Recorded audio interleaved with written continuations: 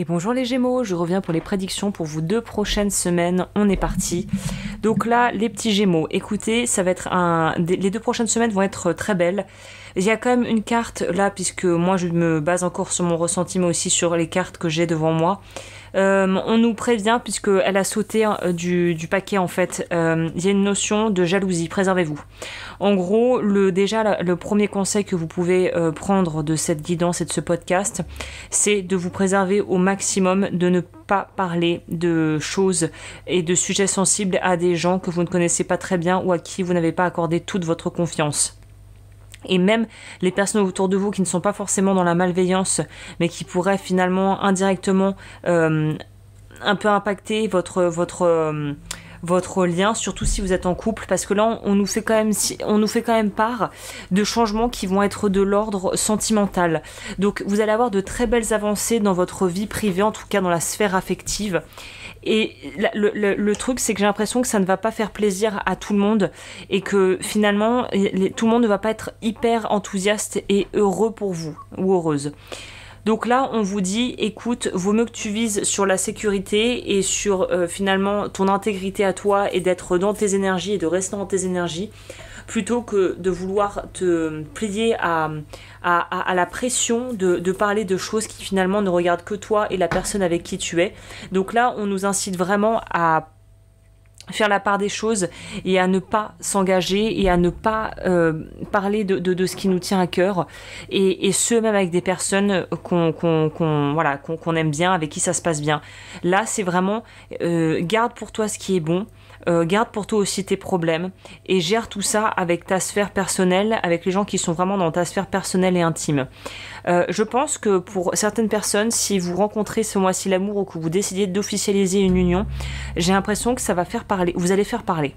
Voilà, j'aurais peut-être dû commencer par là, mais le ressenti que j'ai par rapport à cette guidance, c'est que vous allez faire beaucoup parler.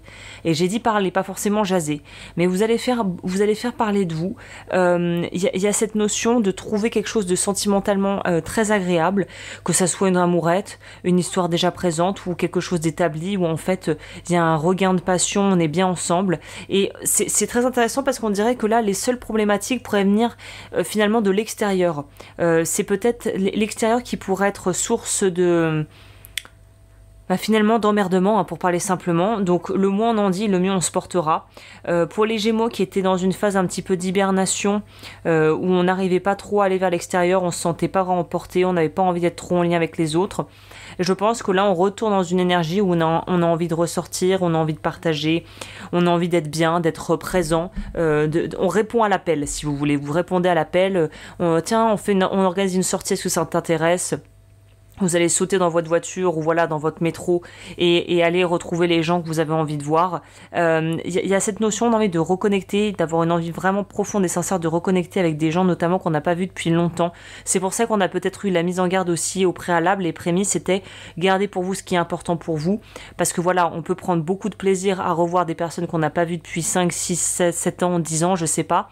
Mais c'est pas pour autant qu'il faut s'épancher, se vider par rapport à soi, à ce qu'on fait, et à trop parler de soi et à parler de choses trop personnelles avec des gens avec qui on a eu une affinité, avec qui on a eu été bien, mais qu'on ne connaît plus réellement, dont on connaît une certaine facette, mais qu'on ne connaît plus réellement dans l'intimité. Là, on nous dit, prends ton temps, fais confiance, mais en prenant ton temps, ne fonce pas tête baissée, ne cours pas après ce besoin de quelque part de récupérer des vieux souvenirs ou de remettre en marche, de remettre au goût du jour des vieux souvenirs qui sont plus là, quoi, où maintenant il faut recréer sur de nouvelles bases.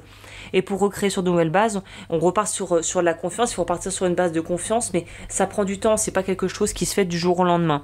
Donc ne foncez pas tête baissée à vous raconter tout ce qui vous arrive, même si vous êtes aux anges et que vous êtes très très heureux ou heureuse de ce qui vous arrive justement. Profitez avec vous, vos proches, votre compagne ou votre compagnon, voilà la personne qui a dans votre cœur, et laissez le reste en fait se poser naturellement. Donc là, c'est très étonnant parce qu'on vous dit à la fois le message est un peu à double tenant, un peu à double discours. Il y a un côté, c'est si tu éprouves le besoin de ressortir, de voir du monde, d'être bien, vas-y fonce, fais-toi plaisir. Et en même temps, c'est bien de vouloir sortir et de voir du monde, mais garde ce qui est important pour toi privé. Il y a une notion de garde ce qui doit être privé, privé. Point barre. Donc voilà, on est dans des énergies un peu comme ça, où tout doit être mis dans une juste mesure, tout doit être posé dans une juste mesure pour que tu te sentes finalement en paix et que les choses elles puissent se poser simplement et naturellement en fait, de façon très simple. Ok, qu'est-ce que je peux dire d'autre par rapport à ce tirage? Ah oui, bon... On garde le meilleur pour la fin. Là, la seule chose qui pourrait être un petit peu l'ombre au tableau, on va dire, des 2 prochaines semaines, le message est vraiment un message qui est là pour vous dire, écoute, le plus dur est derrière toi. Je pense que tu as passé un petit peu la phase, une phase peut-être un peu de déséquilibre qui était nécessaire pour pouvoir remettre un équilibre, mais posé avec de nouvelles, un nouveau socle, de nouvelles fondations, on va dire.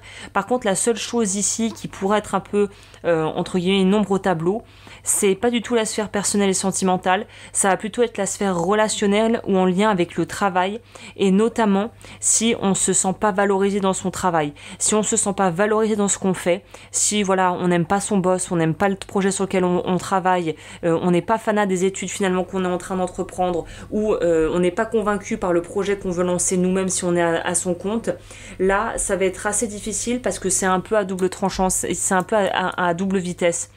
Si on adore ce qu'on fait, on va foncer, ça va être génial, ça va aller tout droit, ça va être super. Si on a un petit peu du mal avec l'environnement et le cadre professionnel par exemple, ça va être un vrai sacerdoce que de devoir en fait voilà, être là, devoir faire les choses comme ça, de devoir se retrouver à être avec les gens, la routine, les collègues qui nous prennent un peu la tête. Il y a une notion aussi d'avoir l'impression qu'on n'est pas payé à sa juste valeur et de se sentir vraiment un petit peu, ouais, le mot est un peu fort, mais il y a un peu cette notion de se sentir un peu exploité.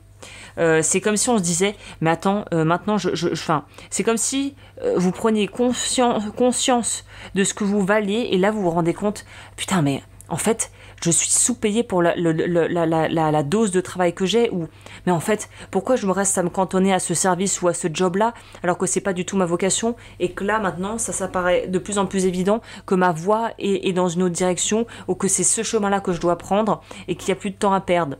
Donc là, essayez de ne pas vous auto-flageller, faites les choses à votre rythme. Si ça devait pas se faire avant, il y a probablement une raison, qu'on connaîtra peut-être jamais, mais il y avait peut-être une raison à ça. Donc là, en gros, c'est plutôt que de rester en fait bloqué sur tout ce qui n'a pas fonctionné à la vitesse et de la manière dont vous l'auriez espéré, laisse tomber tout ça. Va pas te prendre la tête avec cela. Là, on te dit, avance avec ce que tu peux et avec finalement les outils que tu as maintenant. C'est tout. Il n'y a pas plus à faire.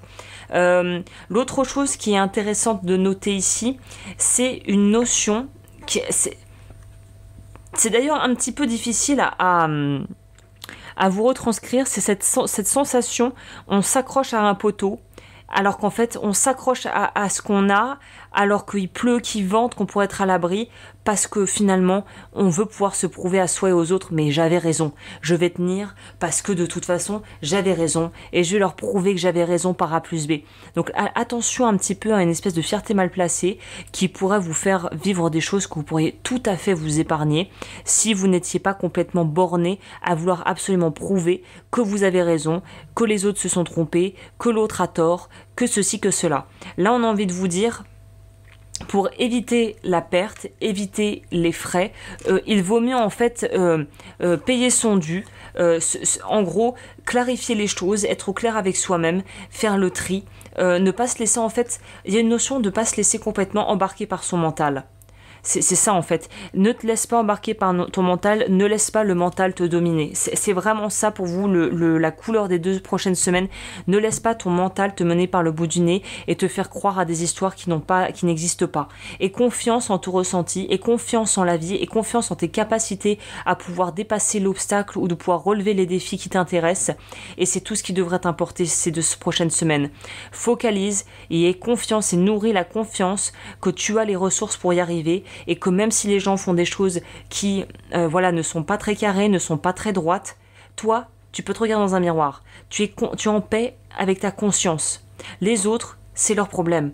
Qu'ils fassent des crasses, qu'ils n'arrivent pas à endormir la nuit, ou qu'ils dorment très bien et qu'ils n'en aient rien à faire, finalement on s'en fout. Cette envie d'être rétribué et de pouvoir rendre la monnaie de sa pièce à l'autre, c'est vraiment un état d'esprit qu'il faut que vous fuyiez absolument, parce que c'est un état d'esprit qui va pas vous tirer vers l'eau et qui va pas vous pousser et vous aider à aller vers ce vers quoi vous voulez aller.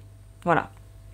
Donc on reste dans la prise de hauteur, dans la maturité, dans la sélection et vraiment cette capacité à pouvoir justement injecter et se plonger profondément et entièrement à corps et âme dans quelque chose qui nous plaît et de laisser en fait... voilà, bah écoute, voilà, il y a des gens parfois qui nous éclaboussent un peu de leurs problèmes et de leurs histoires et de ce qui va pas. Et ben en fait, c'est d'essayer de se faire éclabousser le moins possible et de se nettoyer en fait, tout simplement, et de pas laisser ça vraiment prendre trop de place dans nos vies. Ok, bah écoute, je crois que j'ai tout dit. N'hésite pas comme toujours à commenter, à liker, à partager, à t'abonner. Si tu me rejoins sur Patreon, le lien est en barre d'informations. Et si tu veux voir ce que je propose au niveau bijoux artistiques et toutes mes autres activités, c'est agneslowens.com. Tout est en barre d'infos. Et je te dis à très vite pour de nouveaux podcasts.